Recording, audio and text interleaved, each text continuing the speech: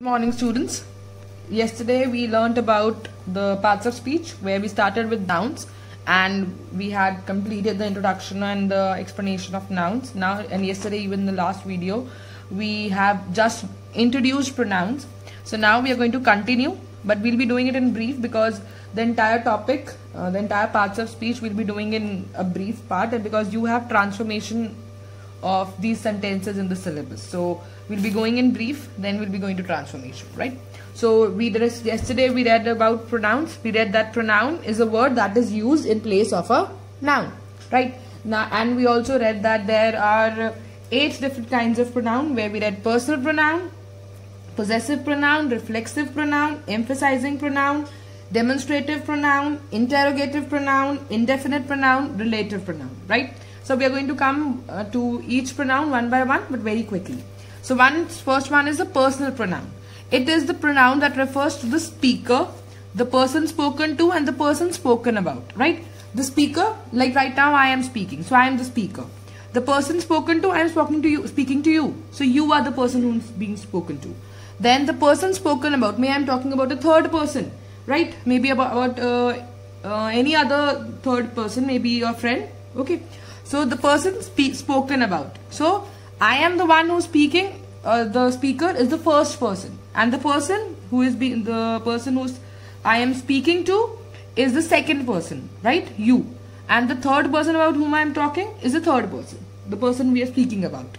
So if I talk about first person, it can be singular also, it can be plural also. If I am talking about singular, and if I am talking, it is to be used as a subject, it is I.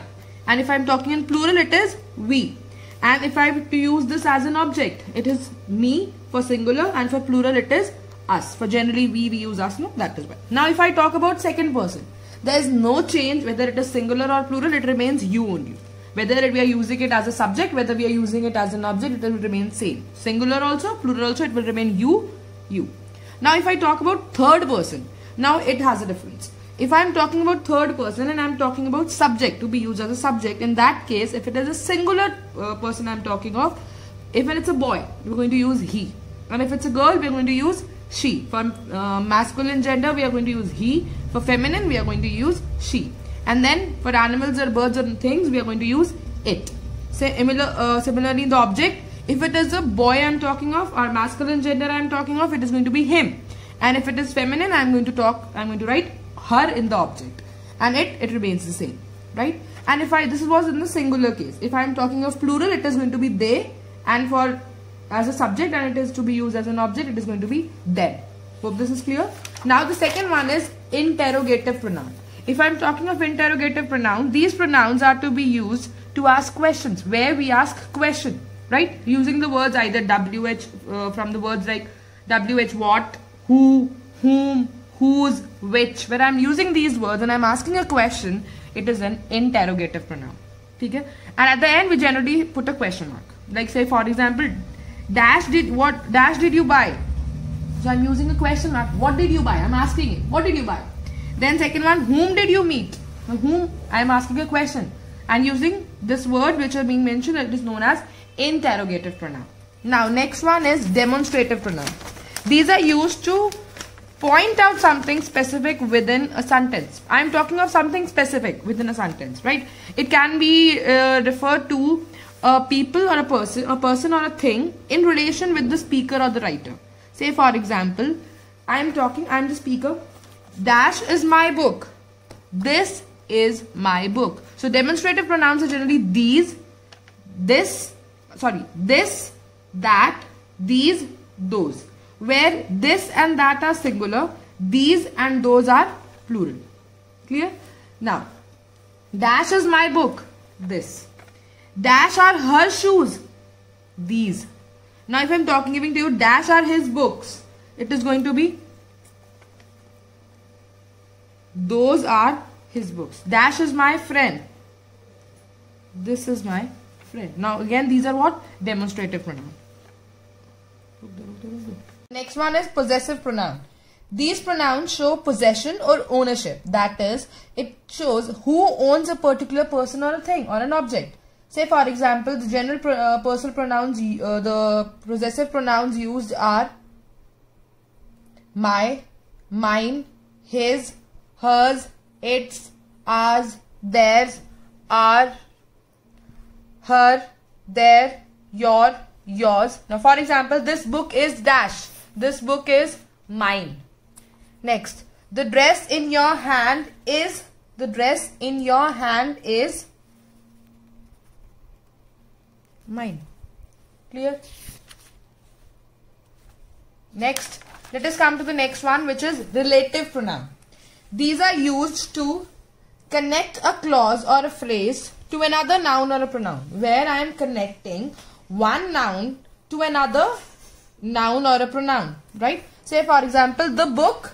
So the book is a common noun. Dash you lend me is very interesting. The book dash you lend me is very interesting. I have to relate first part and the second part, that is first phrase and the second phrase, using the words either whose, who, which, that or whom. So the book that you lend me is very interesting. Next, the person dash you met is our teacher. The person whom you met is our teacher, because I am relating the person with the person I have met, right? Now next is distributive pronoun. It refers to nouns at one at a time, where I am referring to one person or one thing at a time. They are always singular and singular verbs. They are singular and generally singular verbs are used. Now say for example, each, either, neither, every, none, any. These are all what? Distributive pronoun. Now, dash of the candidates is suitable for the post. So I'm say for example, I'm telling you there are two persons and I am telling you, you have to fill, anyone can fill that particular post. So anyone, so we generally use either, right? When we are talking in a positive way, and out of two, one can be selected, right? So I'm talking, out of two, I'm talking one at a time. So it is distributive pronoun. Now it can be in a negative form also. So when I am talking about in a negative sense, in that way, in that case, I'll be using neither. When out of two, nobody is to be selected, both are to be rejected or both are not suitable for the particular job, then in that case, I'll be talking of neither. It is in a negative way, but out of two, one is to be rejected. Either one is to be rejected. Okay. Next is indefinite pronoun. These are used to refer to person or things that are not definite or specific, that are not fixed. Say nobody, anyone, anybody, someday, one, all, none, some, several. These are all what? Indefinite pronoun. Now say for example, Dash has stolen my Swiss watch. Dash has stolen my Swiss watch. So I have to fill an indefinite pronoun. Someone. I don't know. Who is it? So I don't know the fixed number. Maybe who. So I am writing someone. Can dash of you accompany me to the market? So I am asking anybody. So it can be, can anyone of you accompany me to the market? Clear? Now next is reflexive. I want all the students to have their language book in their hand and come to page number 3, where we have already done with the started with the parts of speech, where we have done noun. Now on page 3 you have been given pronouns, where we have done personal pronoun, we have done demonstrative pronoun, we have done interrogative pronoun, we have done possessive pronoun. Next is reflexive pronoun. Now see, you will have a pencil in your hand. The things that are being told to underline need to be underlined, and what you have to write it down. These pronouns are used when the object of a sentence refers back to the subject. When you're talking and the action is being referred back to the subject. So write down, it tells us that subject is the receiver of the action. Whatever action has been done, it is done and it is being received by the subject. Okay, so subject is the receiver of the action. Say for example, I trust dash. I trust myself. So I am talking about me only. So myself. Now, the dog hurt dash. Whom did the dog hurt? Itself. Because he is hurting. So the subject is being hurt. So it is itself. Clear? Now this was reflexive pronoun, where the receiver of the action is on the subject. Now if I am talking about emphatic pronouns, these pronouns place emphasis on the doer of the action. Here In the reflexive pronoun, the subject was the receiver of the action. And in the emphasizes pronoun, the emphasis is on who is doing the action, who's the doer of an action. Say for example, she will complete it dash. She will complete it herself. Who is going to do it? She's going to do it. So she's going to do it herself. Next, they are used immediately after the subject. If there is one identification for emphatic possessed pronoun is that they used after the subject, immediately after the subject. Okay. Now, say for example, he dash cleaned the cupboard. He dash cleaned the cupboard. He himself. So now he is the subject and himself is the emphatic pronoun. Clear? Now let us see another example of reflexive pronoun where the action is reflected back to the subject. I was in a hurry, so I washed the car myself. You are too young to go out by, depending upon the subject. So who's the subject? You. So you are too young to go out by yourself. Clear? Now is the pronoun topic clear? Now let us come to the next parts of speech, which is adjective. Let us continue. Now there are 8 parts of speech we read yesterday. So one was noun, which we have already done. Next was pronoun, which we have completed. The next one is verb. So next I am coming to is verb. We are starting with the next topic, which is verb. So I want you, all of you, to open your book, page number 7. So you can see the heading, verbs. So what are verbs? Actions.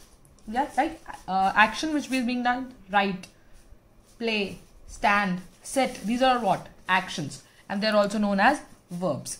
Now, they are divided into 4 parts. First one is transitive and intransitive, right? Now, what is a transitive verb? I want all of you to have a pencil in your hand where you have to underline. I'll tell you, you'll need to underline. And if I'll tell you to write something, you need to write it down over there. So, transitive verbs.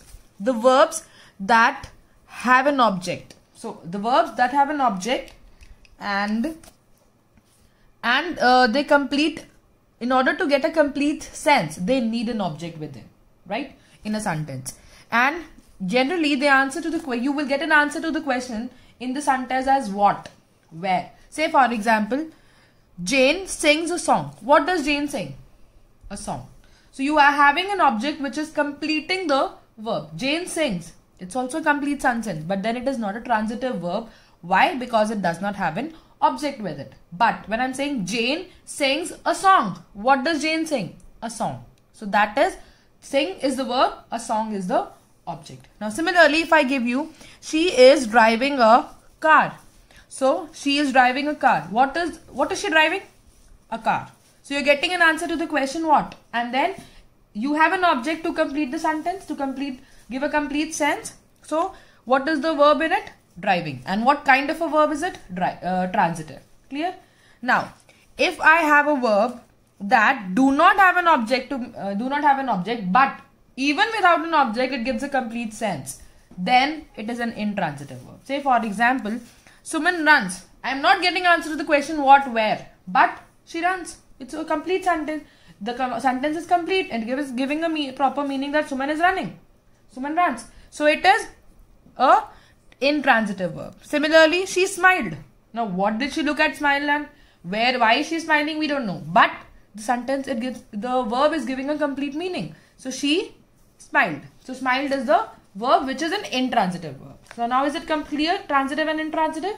That verb, the verb which has an object and to complete it, give a complete sense, it's a transitive verb, and the verb that does not require an object to complete it, to give its complete sense, then it is an intransitive verb. Clear? Now another one is finite and non-finite verb.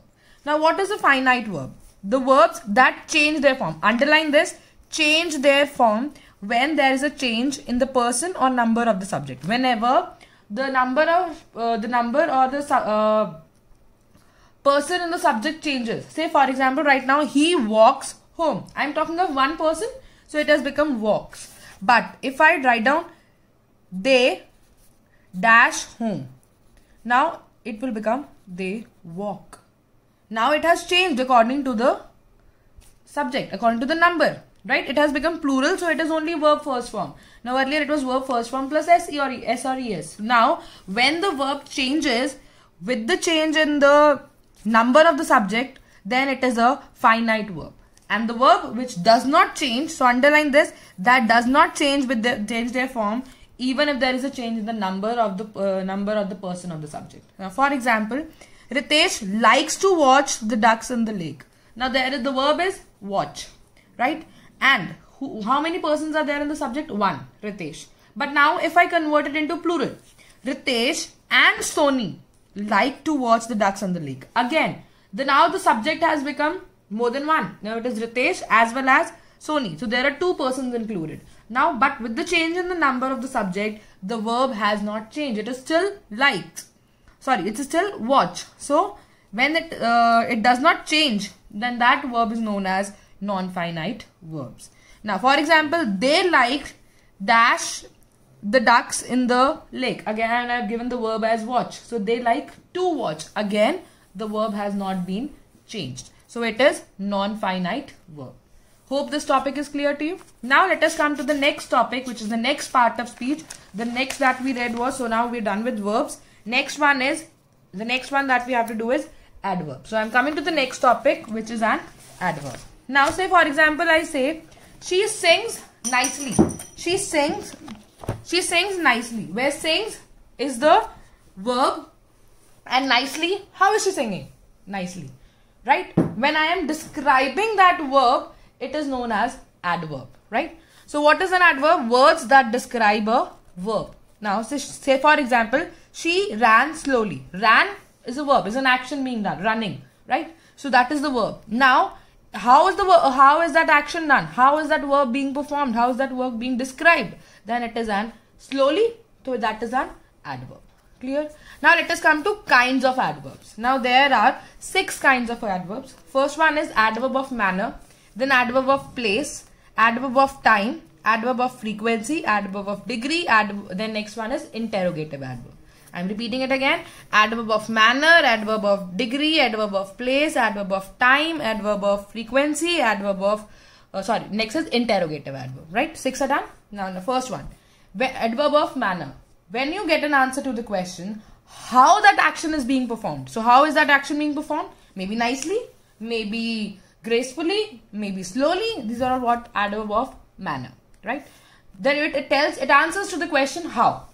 Now, if I get an answer to the question where, upstairs, downstairs, here, there. When I am getting an answer to the question where the action is being done, then it is adverb of place, right? She went there.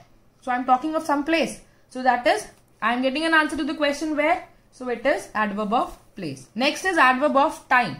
When I am getting an answer to the question when an action has been performed. Now, today, tomorrow, soon, later. These are all what?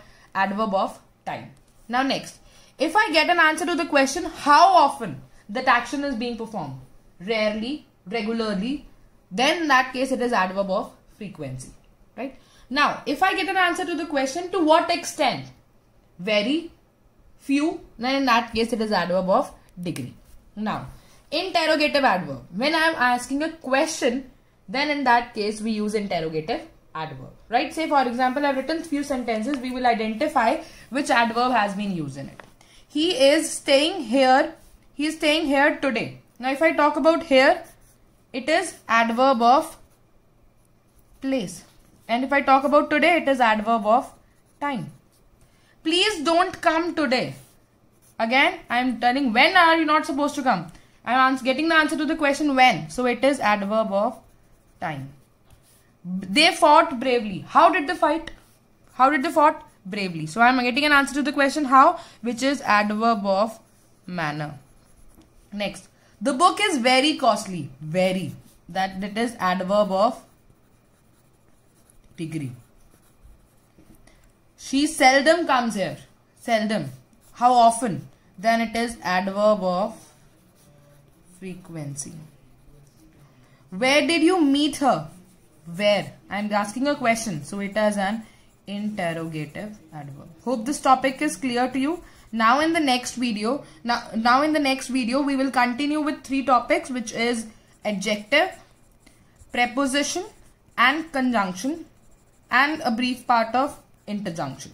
So then your parts of speech would be completely over, and then we'll be coming to the transformation. And now you have to do is the exercise which is given to you, on page number 2, then page number 4, then page number 7, page number 8 and page number 9, F part. This has to be done as your assignment in your language book only. And I will send you the answer to the previous assignment along with this video. Thank you.